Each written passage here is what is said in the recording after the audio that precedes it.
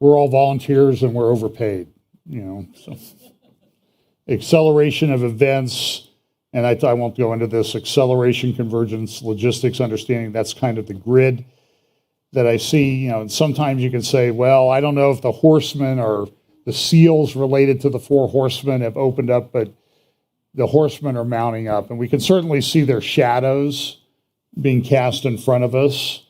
And this is a graphic I found recently that I love because I think it sort of shows how Bible prophecy is. It's very complicated. This is like a 3D score. And this is how Bible prophecy is. If you looked at it in 3D, it's very layered and it's all interrelated and harmonized. And so the verse for today that we're going to kind of work off of is, woe unto them that call evil good and good evil, that put darkness for light and light for darkness, that put bitter for sweet and sweet for bitter. And boy, we see that happening a lot today. There's just this inverted reality that we see among the woke people in our world today. And that's indicative, I think, of the world, the way things are going to be. So let's look at some of the things that are going on now. There's any number of things that I could pick out and say, there's just chaos out there in the economy and world and culture. One of the places where it seems to be manifesting itself is in travel. We know gas prices are way up. I know people that buy gas every day because it's going to be more expensive tomorrow. And I think that I'll play a video clip from a show that was Friday. I think it's not going to get any better anytime soon. And I'll explain a little bit why. I did a midweek update this week. It was under an hour, barely. Brief. I said I'm going to do a brief one. For me, I said a brief for me. I qualified it. But I talked a little bit about Saudi Arabia, ESG, and that type of thing. And I'll sort of summarize it just a little bit because I think it's important. But this ESG thing that we see everywhere, environment, social, and governance, what they've done is they're making it hard for corporations to get financing to do things like oil and gas exploration. And as a result, it's already having an impact, so there's less oil and gas supply. And we have an oil and supply demand. We have a refinery capacity problem, and that's leading to fuel shortages, and that's leading to, when there's any demand, prices are going to go up. Now, I've also said, I've heard, if I could give you some good news, inflation is hurting, but now stores are hurting because they have inventory because nobody's buying anything. So Target and Walmart have had to revise their earnings forecast because people just aren't buying things.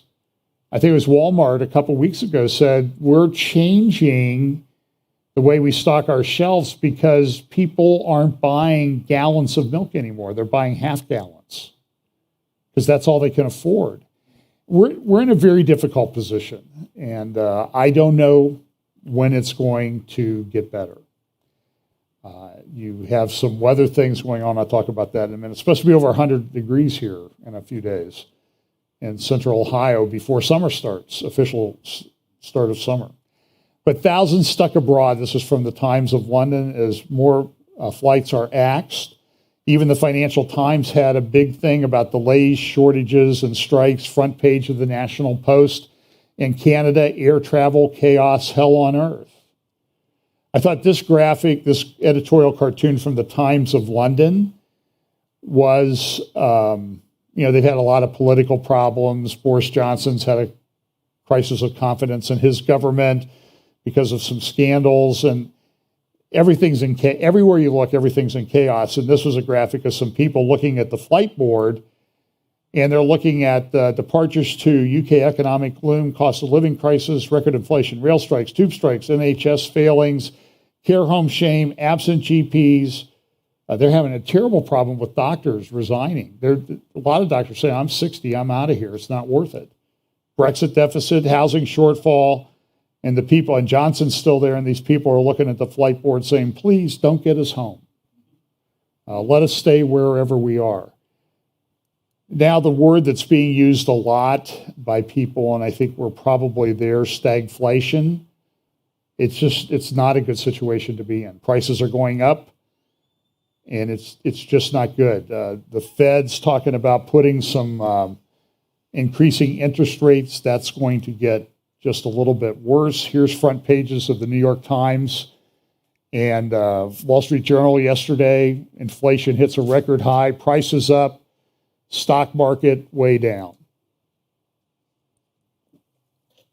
The worst month in quite a while in the market. So it's just, and there's a lot of problems that contribute to this. Here's a headline. Beijing, this is from the Wall Street Journal. Beijing is back on high alert after COVID outbreak. And so they're just putting these draconian lockdowns on in Shanghai. And they've been going on for well over a month now. They opened up a little bit. Now they're putting them back on. North Korea's having problems. Some places are requiring masks indoors again because of outbreaks. It's really come quickly, Lord, is really what you want to say when you hear a lot of this. The cost of China's zero COVID strategy is mounting. That's an editorial from yesterday's Financial Times. Now, there's some questions going on about, is it really COVID that's causing the lockdowns in Shanghai and other places in China? A month ago, there were 400 million people under strict draconian lockdowns in China. People have been committing suicide because they can't get out. It's awful. So there's a couple of different theories. Jeff Nyquist, who's one of the better security analysts that I know and read, you can read his blog at Jeffrey Nyquist. Just Google him. He came out, he put up about a week ago, he put up a transcript of a meeting that took place in one of the provinces in China where they were talking about getting ready for war with America. And the word that Nyquist had got, and I had heard about it about a week before he put it up on his blog, the word is that he had is that the reason for the lockdowns in Shanghai and elsewhere in China are not because of COVID. They're to sort of fool the West into thinking they're from COVID, but they're really being done to retool the plants for war production because they plan on going after Taiwan and maybe China. I have a little article about that here shortly. So that's one reason. That's one thing that people say is going on. Now, I don't know if that's going on. I really don't. I personally would be a little bit surprised if that's what's going on, but who knows? I'm not in China. The other thing that I heard, which I think carries some credibility, is because of these lockdowns, the Chinese economy is very, very bad. It's failing. It's falling. They have overpriced real estate. They have a lot of what we have, but it's like without being the world's reserve currency. And they're trying to control everything, but it's not good in China on the economic side. As a result of that, there's been a lot of rumors that Xi, the dictator that runs the Chinese Communist Party, is being challenged for leadership. There's several factions in China that run things. One of his we noticed the Shanghai faction. The Shanghai faction is being locked down, this theory goes, because Xi is trying to control them and oppress them. That could be true. It could be they're having a COVID problem, or their policy is zero COVID, and that's what they're going to do. They want zero COVID. Now, I've been updating myself on these various, marinetraffic.com is the one that I usually use. This Bay Area here, that's around Shanghai. And this is a screenshot of the marine traffic in the area. The green are container ships. Now, mind you, this is just the port of Shanghai. And it goes inland quite a ways. Look at all the container ships, and then the red are tankers. Now, a month or two ago, I guess 3 months ago, we had hundreds of ships stacked up off the port of Long Beach and Los Angeles and Southern California, and that's just what the screenshot looks like now. There's no ships anchored out there like there were, because you'll see, like here, you see the ship looks like a ship, and if it's anchored, it's just a circle. So there were dozens and dozens, if not hundreds of ships. They didn't have any spot for them to anchor any more ships. They had to sail around out in the ocean. But what does this tell me? This tells me that we're not getting, I'm trying to think what this, okay. We're not getting container ships coming into the United States. Well, what does that mean? Well, that means there might not be goods to restock the shelves. Now, I'm out shopping. I haven't noticed that much as I'm shopping around. Let me know if you're noticing shortages. I think part of the reason you're not noticing shortages, people just can't afford to buy stuff. It's expensive. I mean, gas is, goodness, it was a couple years ago when there was a different president in charge, and I was over in Springfield, Ohio. I had 10 cents a gallon off, and I paid 93 cents for a gallon of gas. I felt like I'd really accomplished things. Now, this is the marine traffic. This is the coast of Ukraine. Right there in the middle is Mariupol. That was one of the cities that the Russians took over. And what you see there's just no marine traffic going on there. And now Mariupol's a port. They had a steel plant there, and it's just completely shut down. Here's the Black Sea. You see Turkey there in the center, Black Sea above it, the Crimea Peninsula sticking down there off of Ukraine, and then there's a passageway that goes up towards Russia. And you see some ship traffic there, but this usually is just filled with ships. And then they come down through the Bosporus there in Istanbul, and then a little further north down there in the lower left, that's the Dardanelles. Those are narrow passageways. Turkey shut off a lot of ship traffic, container traffic. There's grain that's locked up in Ukraine that's not getting out. That's not good for the world economy, not good for the food situation. This is what also happened in China. Lloyd Austin went over there. Now, I've seen different reports of this. So this is from the Daily Mail. And I will say, you got to be careful sometimes with the Daily Mail and the Telegraph and the Guardian and that type of thing. But you get a lot more news there than you will like off, say, the New York Times or elsewhere. But this was one: China threatens defense secretary with war. And they were saying, listen, we're going after Ukraine. Don't you dare say that Ukraine is independent. We're planning, and I showed you a video of a drone, artificial intelligence-driven drone carrier that China's putting in play. China's been practicing amphibious landings. China has 1.4 billion people. Taiwan has 20 million. So I don't know that Taiwan would fare any better in a war than the Ukrainians are. I mean, the Ukrainians did okay at the beginning, but now they're running out of stuff, and Russia's been able to replenish, and they're killing a lot of people.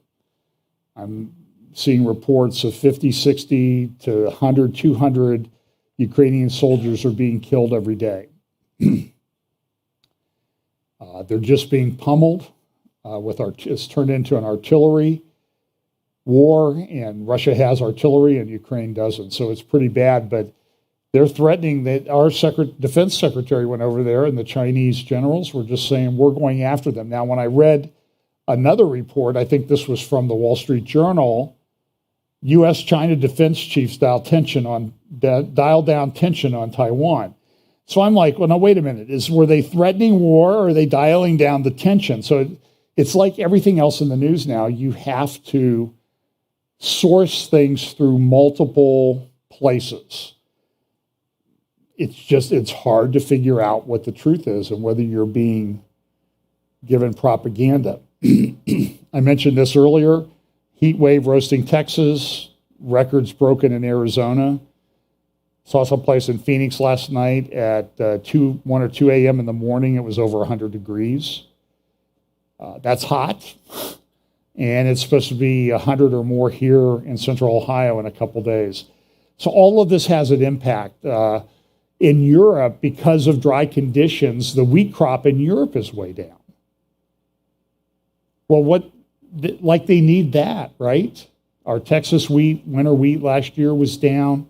We have drought in the United States. This heat is not going to help it. I was watching videos of people out at Lake Mead and outside of Las Vegas, and the levels have gone down so much that the boat ramps don't work anymore, unless you have like if your boat will float in 4 inches of water without scraping the propellers and everything, then you can launch your boat. But the ramps are like a couple hundred yards from water. So they have makeshift ramps, but they're not steep enough for people to get their boats in. And there's just no water. I mean, it's unbelievable. And they're finding all these barrels and old cars and bodies and that type of thing in Lake Mead, which really makes you want to go to Vegas and drink the water, right? But they treat it before they give it to you. But we're having a major heat wave all across the United States. That's going to affect crops. It's not even really officially summer yet. So here's a little, and you'll see an article on the left on the next slide that says, famine. The world is on the brink of famine. I think that's accurate. And then on War Room with Steve Bannon, a guy named Dave Walsh was on, and it's a couple-minute clip I'm just going to play where he talks about energy and food crisis and what's going on. Dave Walsh, walk us through your assessment of the numbers today in the underlying converging energy crisis that we have that I believe, sir, and you would agree with me, is only going to make things a whole lot worse. Dave Walsh. Well, it is indeed the case. There was a publication by Zero Hedge a couple days ago projecting by several experts that we're liable to see $155 per barrel oil soon enough. And there are a lot of indications that's probably true. Typically, you've got a winter peak in oil and gas demand that drives prices up, and you've got a summer peak. We're just now heading into the summer peak. July, August, September are the months when natural gas tracks up in price historically, as does fuel oil, because of excessive transportation, given holidays, et cetera, the vacation season. But now the massively increased dependence of our electrical system on natural gas, 39%, which in the heavy air conditioning load states, you've got massive dependence on that you didn't have back 20 years ago. So, yeah, there's a lot of upward price pressure that would say $155 a barrel is where we might be headed easily.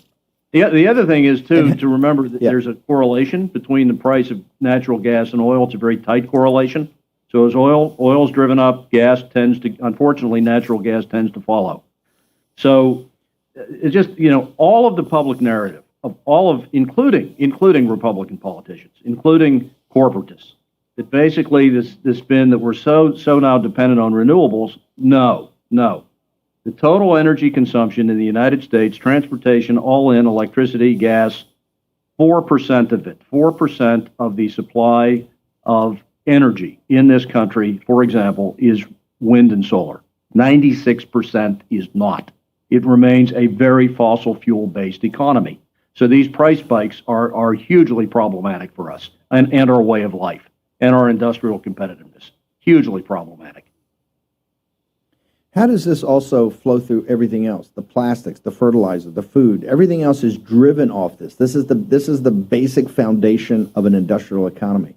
And these guys, this happy talk and not just this, even if they were trying to do a transition, how irresponsible this has been to take capacity offline, refining capacity offline. Now you've got crisis in diesel. Natural gas is through the roof. Oil is going to go to $150. I said 175.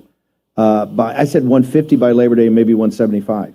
And people are talking it could be 200, right? And you think your life's changed now? Also, natural gas, of everybody taking all the air conditioning in Florida and Texas, California and Nevada, driven by natural gas. It gets so expensive. Boom. That all comes offline. How does this converge into a massive crisis that clearly the Biden administration ideologically, first off, their competence, they can't deal with it.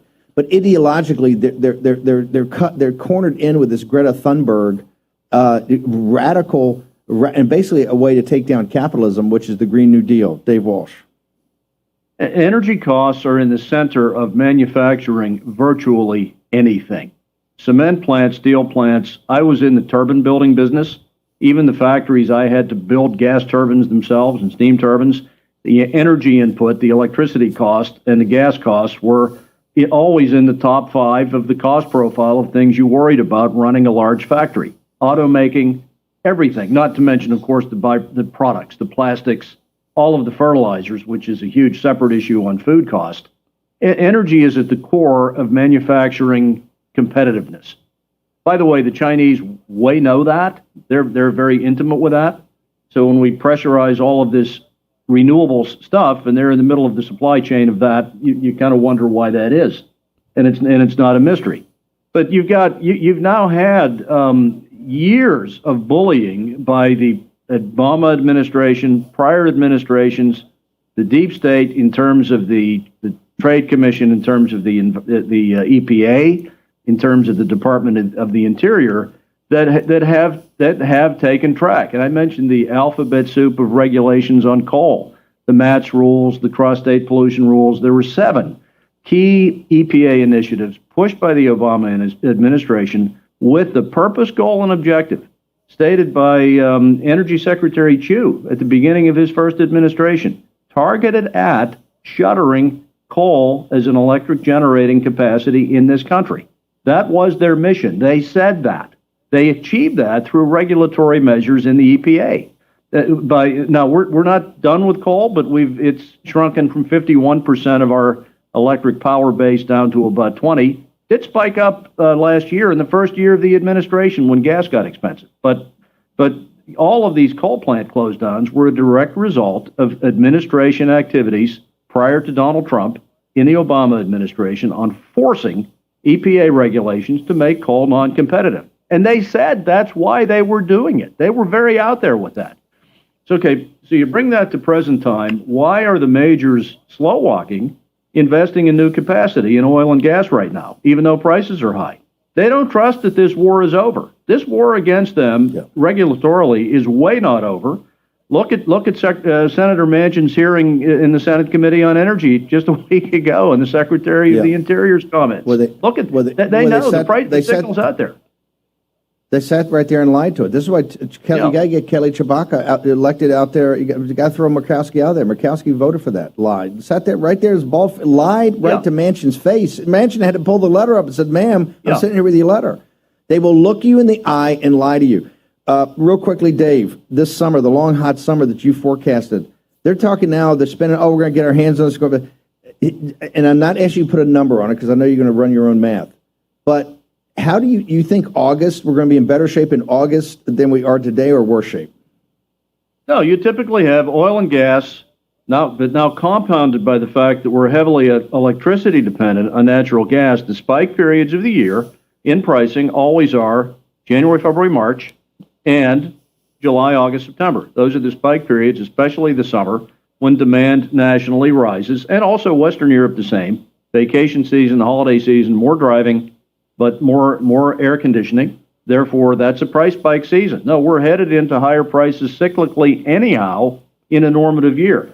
And by the way, I will say also this, and this was pointed out in this forum, the War Room, a couple of months ago, the new collaboration of Russia with OPEC, the Kingdom of Saudi Arabia specifically, that's powerful. That's a very powerful impact on global pricing. That's 22 million barrels a day between the two of them. If they stay united on pricing policy, and the political actions we've taken with Russia in the last 3 months would say that animus against us is going to last a long time. That's a force to be reckoned with. 22 million barrels a day priced at $150. I'm not forecasting any relief on that for political reasons that we've helped cause. Therefore, we've got to be looking at some new solutions on incenting production in this country, in Canada, in Mexico, looking at converging North America's massive resource pool of electricity and fuel in gas and oil as a way we have collectively here enough resource capacity to combat that. So if we're going to yield, we shouldn't join OPEC. We ought to be fighting them. The way to do that is with the North American Alliance.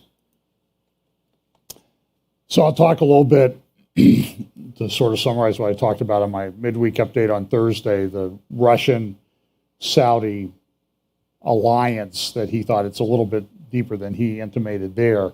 And I'll just briefly summarize that for you. You can go watch my update from Thursday, which I went through and explained the Saudi involvement in that.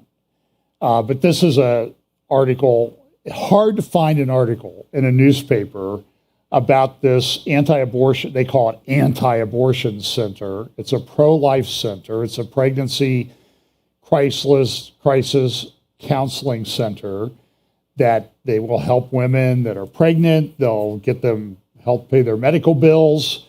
They'll provide free medical care. They'll provide prenatal, after birth care. They'll help the woman adopt the child. They'll help them with some early expenses in raising the child. It's a wonderful organization. And as I was researching a clinic like this, I kept coming up with these articles out of these left-wing propaganda newspapers like the New York Times and elsewhere that were saying, oh, these people that do it, they don't really do that. They're just a bunch of grifters. They're just in it for the money. And it's the inverted reality that we live in. So here's this clinic, it's firebombed. I heard the guy interviewed, I think it was on Glenn Beck the other day, and he said, listen, we help women out. We don't charge them anything. We're not making any money. We're helping. It's a mission for us. This was spray painted. Jane was here. That's Jane Roe, I guess. Daily Mail, again, you have to go to the UK to find something about this. This is the pro-abortion Kristallnacht. And there have been these clinics firebombed, arson committed all over the country. Not a lot of them, but enough. The question is, what's going on, and why aren't you hearing about it? You never hear CNN talk about it. You never read about it in the New York Times. You can dig it out of a local newspaper or a local news channel because what are they doing? This is the great narrative. They're controlling the narrative. Did you hear Nancy Pelosi at the January 6th, before the January 6th hearings the other night? She came right out and said, we want to create the narrative. We want to tell you what to believe about everything, even though it doesn't have any relationship to reality. What's interesting in this is that New York State has now proposed a law. And the law has been introduced by the great pro-life governor in New York, who's not been elected yet. She just succeeded in office when the other guy resigned because of scandal. And what they want to do is they want to investigate clinics like this that was firebombed in Buffalo. They want to investigate abortion clinics. They want to investigate these other clinics because they're trying to drive them out of business. Look at what this law says. As used in this act, limited services pregnancy center means a facility or entity, these are the ones that are subject to the act, being subpoenaed, give us all of your documents, your records, your list of donors, etc., including a mobile facility, the primary purpose of which is to provide services to clients who are or may be pregnant, and then they say that, and they are going to identify them a little more, is not providing services under the direction of a healthcare provider and fails to provide or refer for the full range of comprehensive reproductive and sexual health care services reimbursed under the state's Medicaid program, including but not limited to contraception, testing, and treatment of sexually transmitted infections, abortion care, and prenatal care. So if you don't offer all of those, then you're subject to being investigated. So who are they going after? They're not going after Planned Parenthood. They don't care about Planned Parenthood. They fund Planned Parenthood. Whether pregnancy centers hold themselves out to the public through community participation or events or through their advertising or websites as medical facilities or entities in which comprehensive all-option pregnancy counseling is provided. So in other words, they think that people are saying, hey, we'll counsel you about abortion, we'll help you get abortion and that type of thing. And that's not what they do. They don't advertise themselves that way. But see, they're making up a narrative, and they're going to try to drive these companies, these entities out of business. And then this, Brian sent me this morning, the global decline of the fertility rate. 70 years ago, the average woman had 5 children. Since then, the number has halved. And it's worse than that. So you still have Nigeria, Senegal, Ghana, Pakistan. They're 3.4 and above, all the way up to Niger at 6.7. And that's why when you see population projections, the Lord doesn't return, Africa is just going to explode. They're going to have cities in Africa, like 5 cities that have over 100 million people in them. I mean, it's shocking. And they may not stay there, though, if there's not development. But if there is development, they're going to be using what? Fossil fuels and then the climate change and all this other stuff. They've created an impossible situation. So the world is at 2.4, replacement is 2.1 per women. U.S. is 1.8, South Korea is 1.1, Ukraine, Russia, 1.3. The fastest decline in fertility rates in human history has been in Iran. And I think this is an important thing, the demographics of the end times that we need to think about, that some of these countries are looking at. Iran is looking at. Russia, I think, was one of the reasons why Russia decided to go into Ukraine was their birth rate is way down. And if they're going to do something on Ukraine, they're going to do it. They're going to have to do it now, because if they wait 10 years, they may not have the manpower to do that. They're already bringing people into the army that are like over the age of 40. So this is a problem. So down in Tasmania and Australia, they're putting in this anti-conversion practice law that, you know, you can't counsel somebody not to be, to not change their gender or to change their sexual orientation. You can counsel them to do that, you know, to change their gender, but you can't counsel them not to do it. It's upside down reality. By the way, go watch Matt Walsh's. You might be able to find a free copy someplace. If not, pay for it, subscribe at the Daily Wire. His "What is a Woman?" It's very well done, and it exposes them for what they are. And of course, this is Pride Month. There's big celebrations going on. Somebody sent me this. Here is a T-shirt. There are more than 2 genders. But then look to the right there, fit type. Men or women.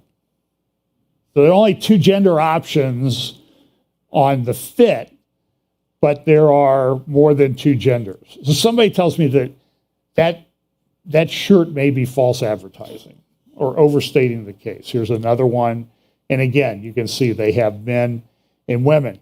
Now, the New York Times, New York Times won't report on a clinic in the state of New York that gets firebombed. It's like it doesn't exist. But here was a report that came out from I think it's the Williams Center at UCLA Law School in California. Number of transgender youth has doubled over the last few years. Doubled. Here's what the report looks like. Well, this is from their 2017 report. Here's their I guess this is their 2022 report. You can go to the Williams Center, UCLA Williams Institute, and get those reports. And here's some summaries. Nearly 1 in 5 people who identify as transgender are ages 13 to 17. So that's 20% of transgender people are 13 to 17, even though they're less than 10% of the population. The percentage and number of adults who identify as transgender in the U.S. has remained steady over time. So it's not an increasing problem among adults, but it is among young people. And they'll say, it's not a problem, John. You're a bigot. you're transphobic and all of this. Our estimate of the number of youth who identify as transgender has doubled from our previous estimate in 2017, over 5 years. Something's going on. And it's pushed, it's normalized. But you can't,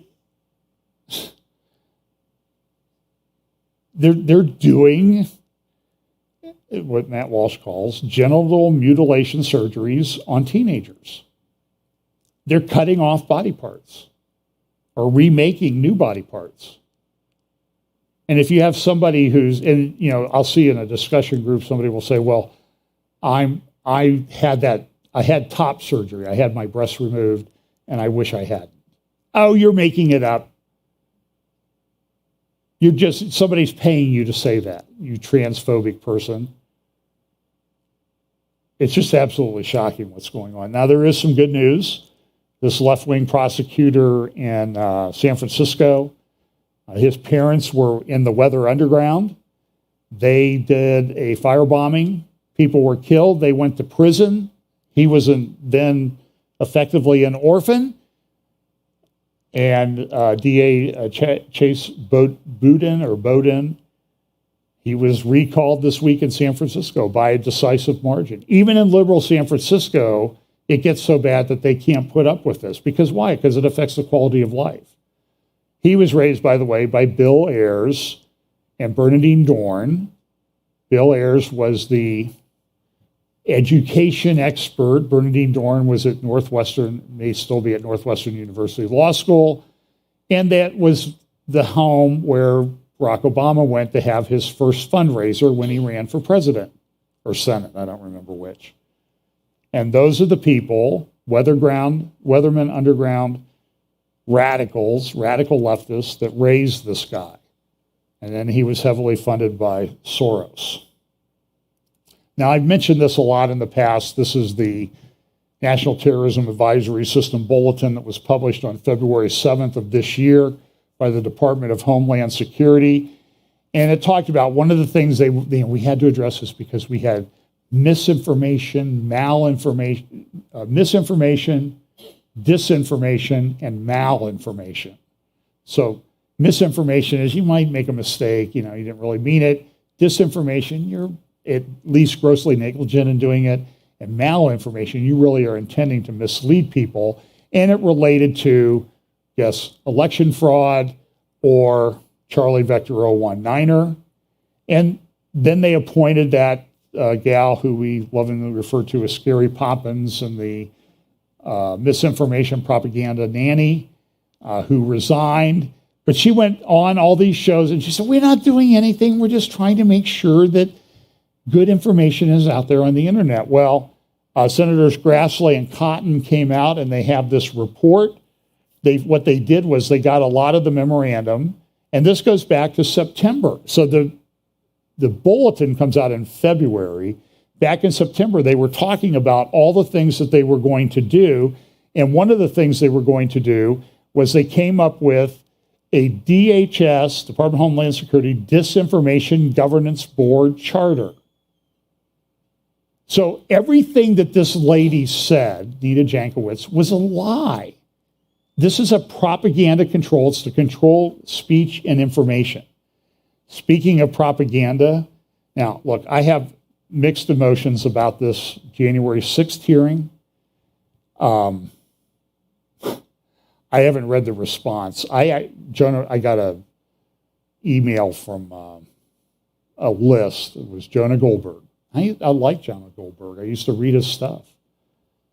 And I wrote back an email when I got it and said, I commented on it, and he's written back. I haven't had time to look at it yet. He actually responded to it, or somebody on his staff did. But what this is all about is they don't want Trump to run again. And I don't know whether Trump should run again or not. That's sort of beside the point. Peter Navarro, who was a advisor to President Trump and was in charge of the Charlie Vector policy, and understand that there is I think sort of a prophecy-related timing here. in January of 2020, they came out in the morning with the Trump peace plan for the Middle East. And within hours, and Bill Koenig at watch.org has documented this, within hours, everything's starting to melt down because of this Charlie Vector thing. Lockdowns, masks, they start vaccine development and rollout. Well, Navarro wasn't really involved with the January 6th or election thing that much, but he was working for the president. And in our government, the Department of Justice has a memo out there that says people in the government, the executive branch, have an executive privilege. They don't have to respond to subpoenas from Congress, because if they did, they'd be running up there all the time. So what they did in a very clever sleight of hand was Biden came in and said, well, I'm the executive now, and I'm waiving the privilege for the Trump administration. Now, if it was the other way, do you think a court would allow that to stand? So they waived the privilege. Navarro said, no, I have executive privilege. I don't have to produce this stuff. And now he's been filed criminal contempt charges. He called up the FBI and said, do you want me to come down? Where can I meet you? And all this stuff. And they sent a team to his house, shackled him, everything, and threw him in a jail cell for a while. Because this is being done. Listen, if you guys mess with us on anything, if you question our narrative, we're going to ruin your life. And he's going to spend well into six figures, well over $100,000 in legal fees on this. And so what they're trying to do is they're trying to bankrupt people. Now, I don't know if he's a wealthy guy or not. That's beside the point. Even Alan Dershowitz came out and says he has a strong claim of executive privilege. But this is, again, the inverted reality of these woke elites. Even in the Times of London today, there's an editorial that says elites are the real problem in the United States, not conspiracy theorists. That's kind of interesting. Now, we have this problem, this kind of juggernaut with, this is a graphic from the 2017 Economist, and that's to represent the data mining and control that goes on by tech companies. That's 5 years old. Some of those are not the largest companies in the world anymore, but you get the point that, and I think the stuff that's coming off of there are zeros and ones in that graphic. And that this is a big problem. They talk about the Web 3.0. There's actually to show the sort of the spiritual nature of this. This comes from the MIT Press Reader, and this is an article written by Ingemar Patrick Linden. And listen to this. This is somebody who's speaking on tech issues. This is where this is going. What do we know the Bible says? For it is appointed unto man once to die, right? After this, the judgment. The idea is intuitive. It is good to be alive. It is bad to die. Yet many, even most, resist this idea, not just because they believe in an afterlife. Some of the resistance comes from the worries about what would happen to the world if we lived much longer. Overpopulation, stagnation, Social Security, pension crises. These are reasonable concerns. Something that appears to be good for the individual can have such bad effects for society that in the end it is good for no one. But more commonly, people appear to accept that death comes after a full life. They do not object to death, only untimely death. And so now he's writing about the fact that they are trying to get rid of death. So do you understand the philosophical basis behind this? So when I play you a clip of Yuval Harari, the medieval history professor from, I don't know if he's still there, Tel Aviv University, or Hebrew, I don't know if Tel Aviv or Hebrew, I think it's Tel Aviv University. And he writes that he goes to Silicon Valley in 2015, and he says, I love coming to Silicon Valley because it is here in Silicon Valley that the religions that will control the world in the 21st century are being created. Understand, there is a huge spiritual component to this. That seems to be a fulfillment of what the Bible says: we wrestle not against flesh and blood, but against principalities and powers. Now, whether these people are able to do this is almost beside the point.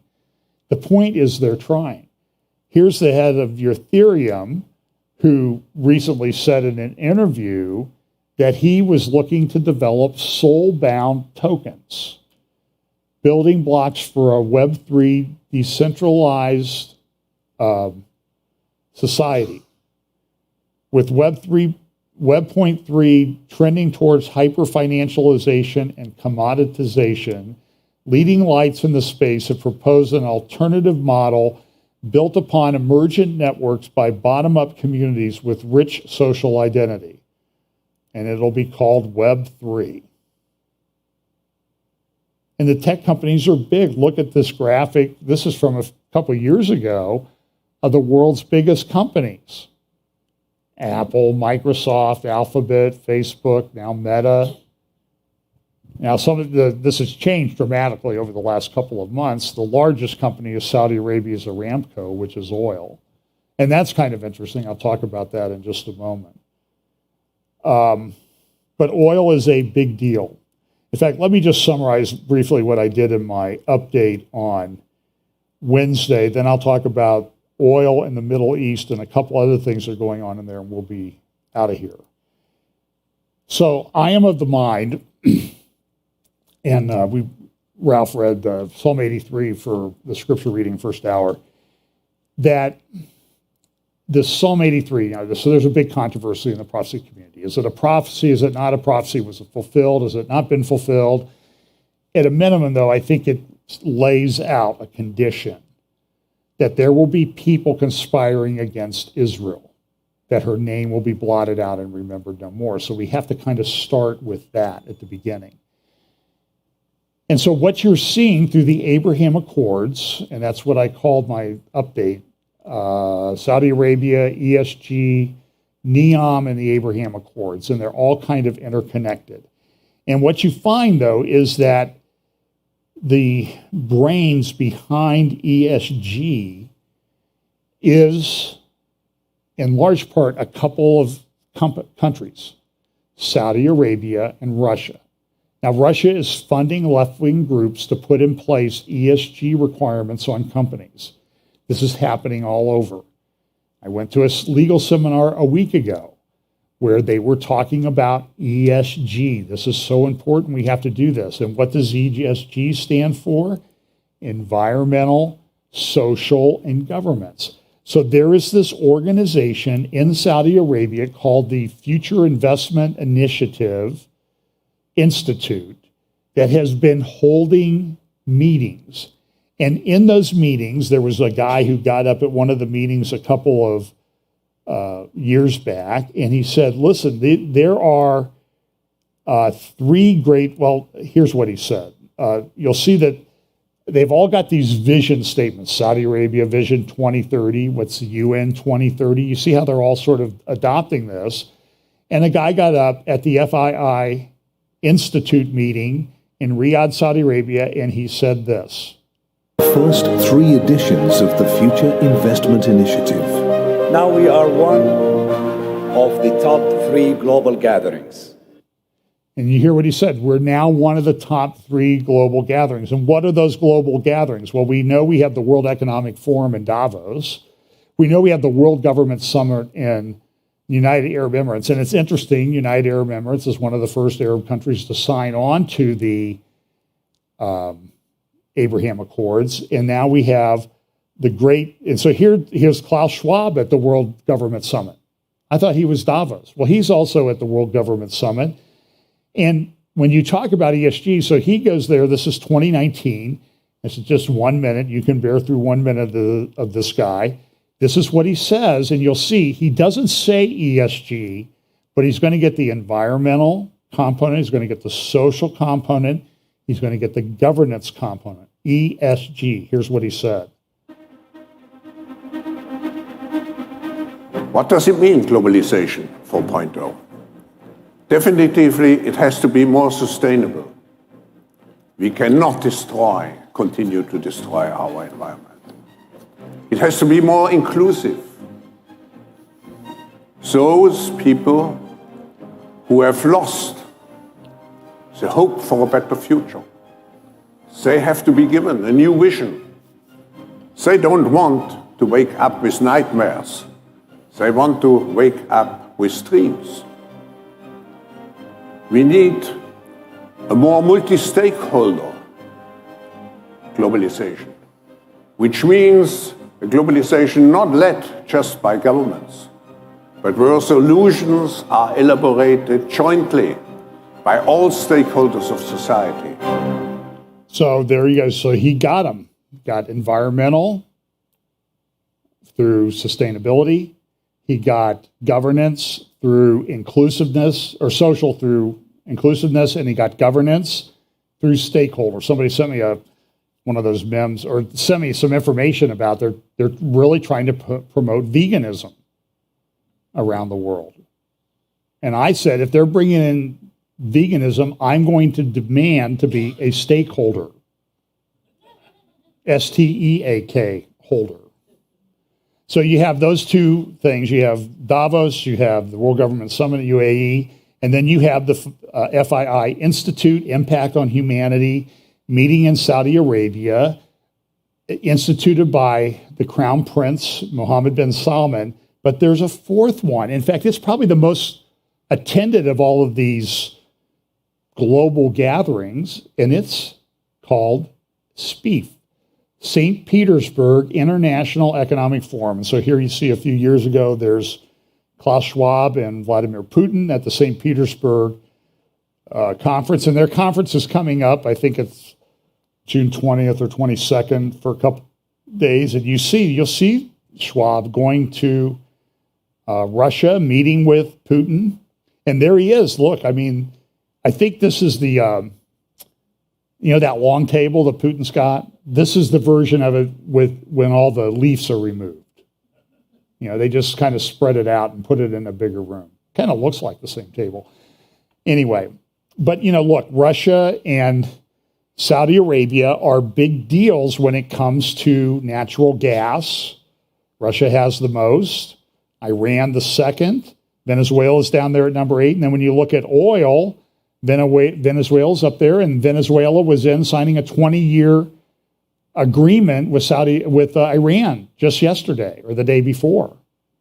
And so they have this environmental, social, and governance, and this is being pushed by Saudi Arabia and Russia. And what does it do? Think of ESG as the social credit score for corporations. Larry Fink from BlackRock, China's pushing it, BlackRock is pushing it because they have a lot of China connections. So whatever credit score we're worried about they're giving to individuals, ESG is the credit score for companies. And so they're getting scored down if they're in oil and gas development.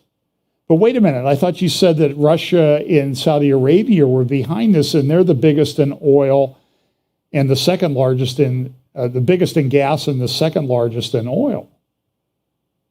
So why would they be pushing against the development of oil and gas?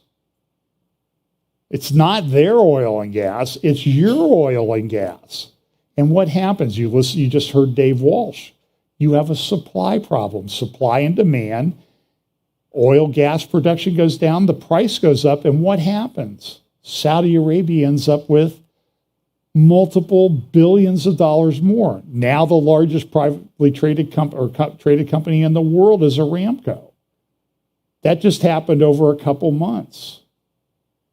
You think in Russia, the ruble is higher than it's ever been in terms of value, despite all this stuff. So here we are, so you see how this is all sort of coming together. Now, the other thing that, the reason why this is kind of relevant to the Abraham Accords, this line represents the upcoming city of Neom. This is a brainchild of Mohammed bin Salman. He's pushing it. Now, when it's first started, everybody said, he's not going to be able to do anything with that. They can't afford it. It's too costly. They're going to spend $500 billion building this.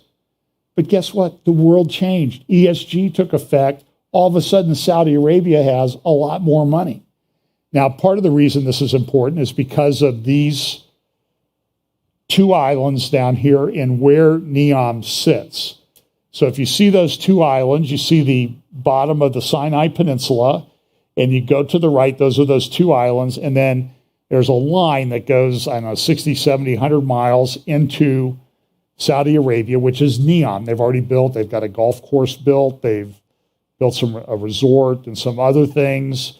It's going to be a surface, environmentally sensitive city. Everything's going to be underground. But now what's happening is those islands have really been under the control of Egypt. Saudi Arabia wants them back. Egypt's been delaying that, but now they're going to give them back to Saudi Arabia. But there's a problem because in the Six-Day War in 1967, one of the causes of this was because Egypt was blockading the Gulf of Aqaba, which goes along Saudi Arabia up to the top there, which is Eilat. There's a Egyptian city, a Jordanian city, and in the middle there's the Israeli city of Eilat. And it's a major port, and it was blockaded by the Egyptians. And this was a big cause of the Six-Day War. And when the settlement of the Six-Day War took place, Egypt agreed, and it ended up in the Abraham Accords as well, that they would protect Israel's rights to have access all the way through the Gulf of Aqaba. Well, Saudi Arabia wants those islands back. They're going to build a bridge across there to Egypt, but they've kind of got to get Israel's approval to do this. So this is a big deal right now that there's this negotiation going on. This was in the Jerusalem Post a week ago. They're trying, and a lot of people think this might lead to a normalization of the relationship between Israel and Saudi Arabia. They're going to allow some overflights. People hear that and they think, oh, they'll allow military overflights. I don't think that's there. These are some of the headlines from May of 1967 about the blockade. And eventually, Israel won the war. Nasser resigned. And Nasser, he came in. There was a humiliating defeat for the Egyptians, Jordanians, and Syrians. The Russians were against it. And Nasser, the dictator in charge of Egypt, resigned. But within 15 hours, they were bringing him back. So Mohammed bin Salman wants this because he wants to build this city called the Line. And it's kind of interesting geographically. I have another video. You can see it in I guess the Thursday update I did it. This mountain range that it goes across there on the right, if you go north a little bit, that's where Jebel al-Lawz is. That's what a lot of people believe is the real Mount Sinai.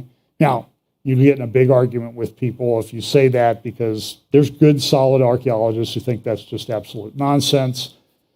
I kind of lean towards it myself. We'll see, but it's interesting that Saudi Arabia is doing this, and I think Saudi Arabia is an end-time player, and it's not going anywhere. And so they have this ESG stuff that they're putting in. Look at their new seminar that they're having, this gathering they're having. This was in May. I'm sorry, that's the wrong. Their next meeting.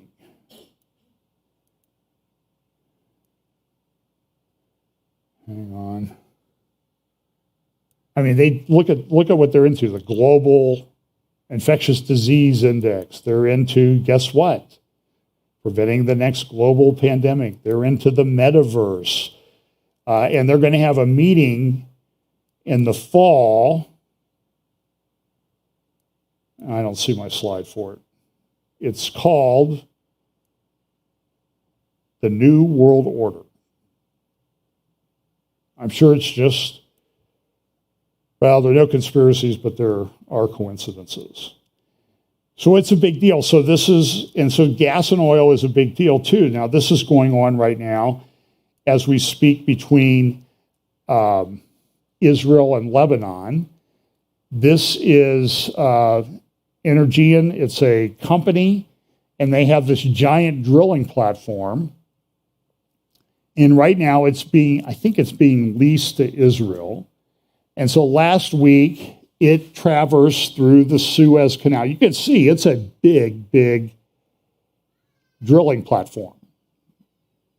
And it was taken up off the coast of Israel around Haifa and put into service at this Karish field. You see it there in the upper right-hand corner.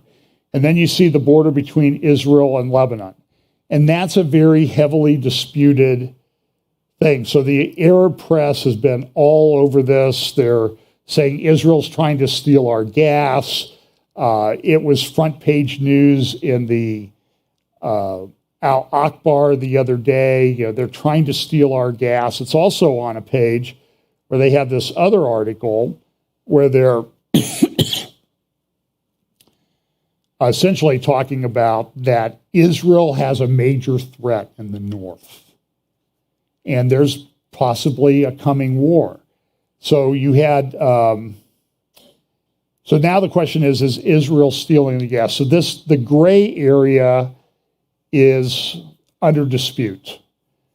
Lebanon says the border's there. Israel says the border's the blue line, Lebanon the green.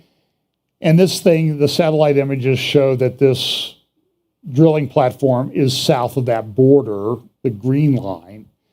But that doesn't stop good old, there's a lot of really cool graphics out there about, you know, how these gas fields work and everything. Amos Hochstein from the United States State Department is involved in this. And here is a speech that Nasrallah gave. Israel's a terrorist entity. This was the other day from his bunker. We will never forget the blood of our martyrs, certainly, but we're neither seeking a confrontation nor a war. We don't want a war, but if a confrontation occurs, we will also confront. And if you impose a war, we will too engage in a war.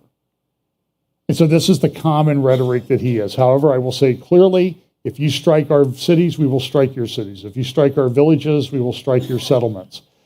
So there's a concern among Israel. It's a legitimate concern that Hezbollah has thousands and thousands of rockets. Last year, when there was the dispute between Gaza and Israel, there were about 4,000 rockets fired from Gaza into Israel over a 2-week period. In the Lebanon war back in 2006, there were about 4,500 rockets fired from Lebanon into Israel. The concern among Israel, now of course Israel has Iron Dome. They're developing this laser technology, but that only has maybe a 2-kilometer range. So you got to be right by where the missile's coming from or going. It heats it up and explodes it.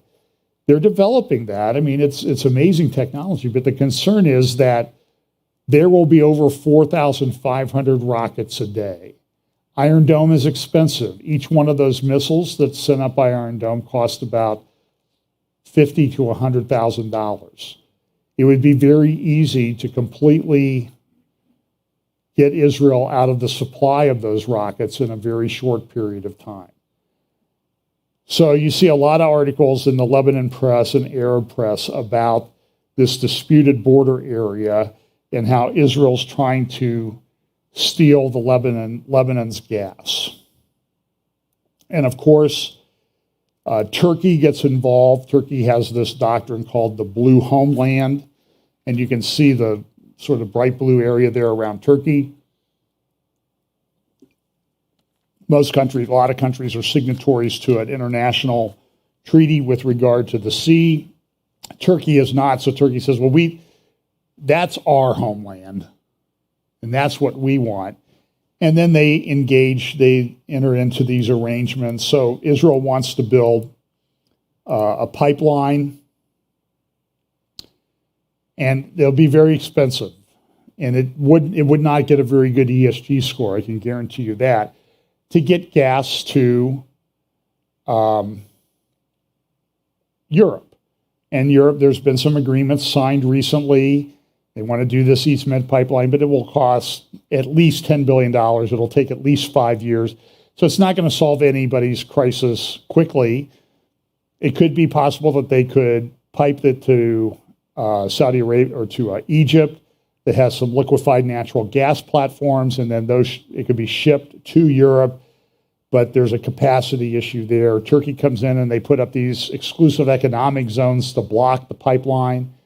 And so Turkey, of course, well, we have a solution to you. All you need to do, Israel, you just need to build a pipeline up here to Turkey and we'll take care of it. By the way, there's a fee for transiting your gas across Turkey, but you're going to have to pay to build the pipeline, so pay us.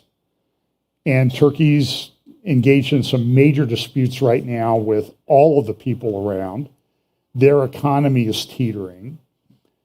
So this is all very interesting from a Bible prophecy standpoint because of the conflicts that are occurring. So here's some more. This is an army commander, Iranian Revolutionary Guard. We will destroy Tel Aviv, Haifa, in case you make a wrong move. Harari said the usurper of Zionist regime has occupied Muslim lands, and these lands will return to Islam in less than 25 years. He went on to say that the military and defense achievements of the Army of the Islamic Republic of Iran are a thorn in the enemy's eyes.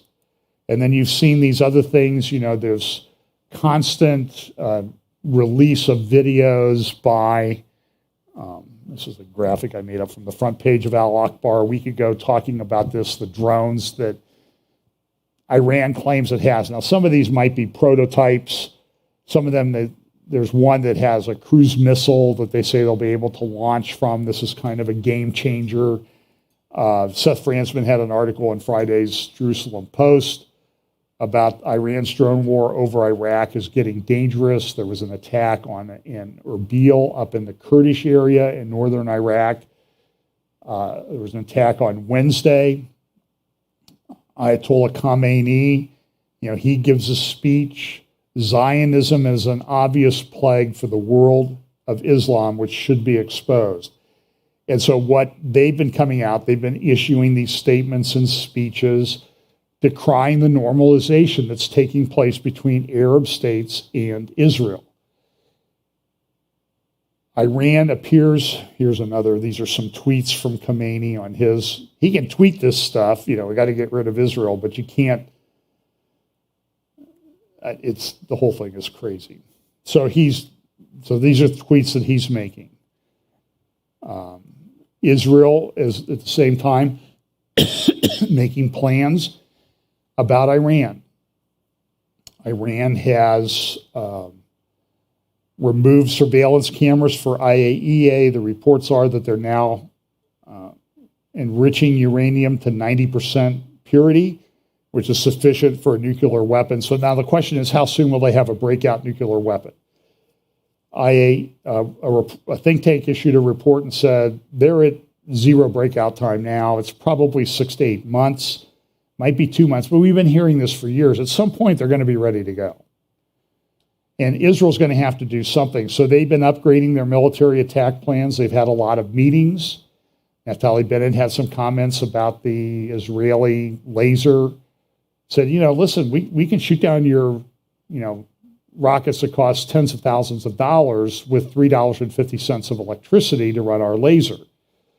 Assuming they get enough lasers and they get them in enough places and they improve the range on them. That's a big if. They've also, I mentioned a couple weeks ago that I was somewhat skeptical about an immediate attack on Iran because of range of their fighter jets. They've now modified the fighter jets, the F-35, so that they can make it to Iran without refueling. Now, I've heard they can make it there and back. I'm not sure that that's right. I'm still trying to figure out if that's exactly what they said. But they can make it to Iran without refueling. They've put external drop tanks on them. They've used these on other fighter jets before. Now, the problem on the F-35 is the reason why it's been delayed on our side in developing for the United States F-35s is putting those drop tanks on an F-35. It's a stealth fighter. It's not supposed to show up on radar, and you start putting extra things on there and people can find it. So Israel, they're smart. They'll figure a way around this. But understand that things are very, very tense between Israel and its neighbors right now. There was an attack the other day. Well, Naftali Bennett, he made a trip to United Arab Emirates to meet with, I call him MBZ, Mohammed bin Zayed. He's the president of the United Arab Emirates. His brother was, but he just died recently. And so Naftali Bennett went there to meet with him. The Israeli government, of course, is hanging by a thread. We don't know how much longer it's going to be in place. Then a couple days ago, the Damascus International Airport in Syria was attacked. Now, nobody said who it is, but everybody has said it must be Israel. And it was a pretty dramatic attack. It damaged some of the runways. Syria has said it's going to be at least 10 days till the airport opens. Here's a satellite shot. Here's another satellite shot where you can see the runways, particularly those used by military aircraft. And this is where they fly in materials, arms, weapons, precision-guided radars, lasers, that type of thing, to Syria from Iran. So Israel is interfering with this. Moscow condemns Syria for their attack on Damascus. And here you see these articles. We are compelled to reiterate that the ongoing Israeli shelling of the territory of the Syrian Arab Republic in violation of the basic norms of international law is absolutely unacceptable.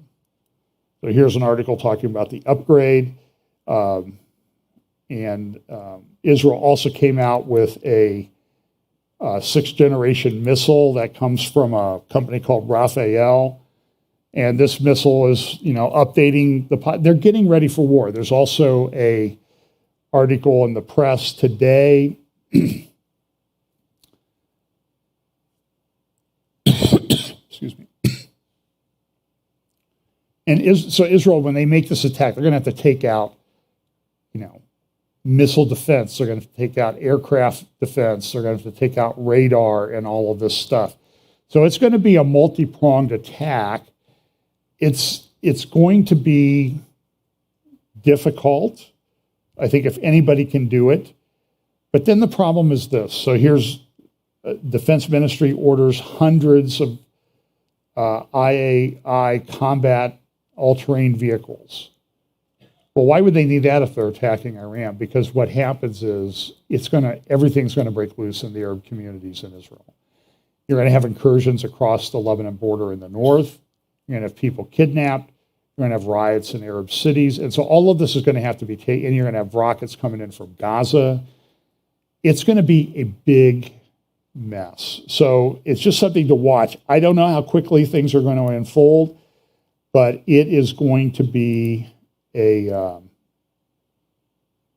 big deal. And then there was this report that came out from the UN. And of course, guess what the UN had to say about Israel? The report says, this is from Arab News, occupation by Israel is the root cause of all violence in Israel. Of course, what else would you expect them to say? Report of the Independent International Commission of Inquiry on the Occupied Palestinian Territory. So you see a couple things going on. You see incredible tension between Israel and Iran. You see normalization push by Saudi Arabia with Israel. How soon that will go, I don't think you'll see anything until the king dies. The king has tied anything with Israel to a Palestinian state. But when the king dies, the new king can do what he wants. And Mohammed bin Salman the crown prince seems to be more open to that than others. Look, Bahrain and the United Arab Emirates would have never gotten into an agreement with Israel unless Saudi Arabia approved of it. That's for sure. And they're allowing overflights now of Saudi Arabia of Israeli commercial aircraft. This is an incredible thing. So you have the UN still against Israel, and then you have Turkey. I recommend a couple articles at the Gatestone Institute.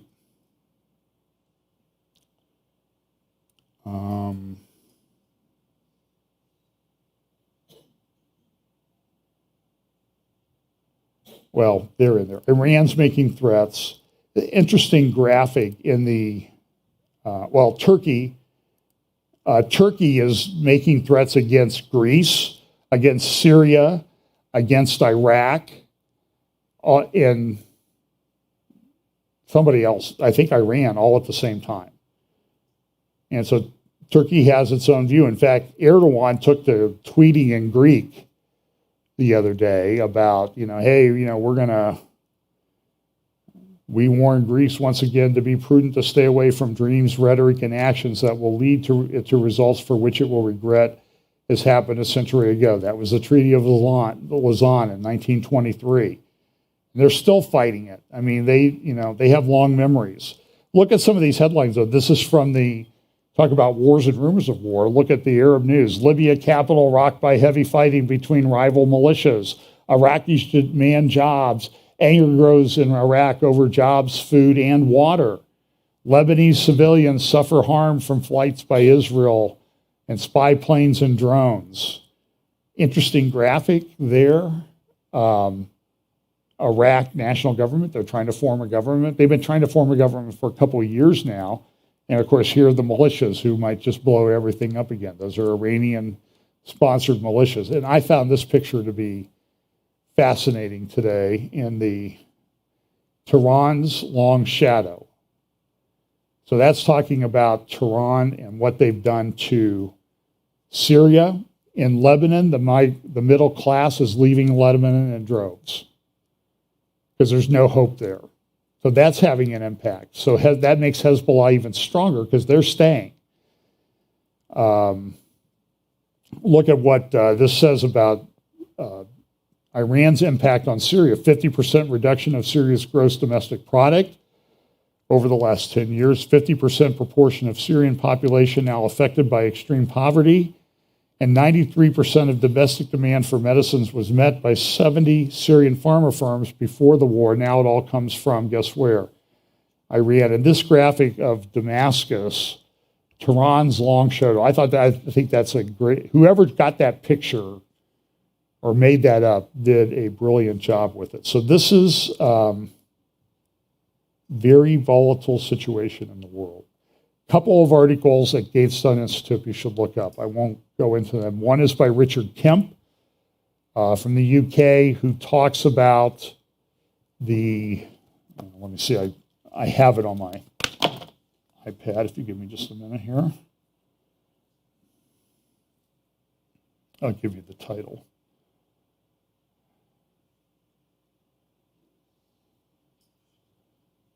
Well, I thought I sent it to myself, but apparently I did not. Oh, let me give you the bullet points of this because I think this is an important thing that relates to the UN. So this is Richard Kemp writing at Gatestone Institute on June 8th. UN will justify a mirror image of Putin's war. This is very interesting. This is a very well thought out article because this is a concern. This is how Ukraine relates to what's going on with Israel and its neighbors. Putin went to war to turn into reality his much repeated insistence that Ukraine was an illegitimate state that has no right to exist and is inseparable from the rest of Russia. Similarly, the UN mandate allows it to question the very existence of the state of Israel.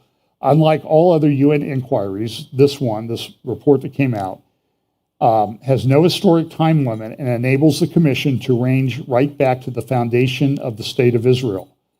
The commissioners appointed by the UN won't be bold enough to explicitly declare that Israel has no right to exist, but you can be certain that this will be the subtext running throughout the report. Like Putin in Ukraine, Hamas' war against Israel aims to conquer a territory of a sovereign democratic state that it believes should not exist. Both Hamas and Putin's Russia, like most dictatorships, habitually plead self-defense as their justification for aggression. Putin pretends that NATO is a threat to Russia, yet he understands that it is a defensive alliance that has no hostile intent.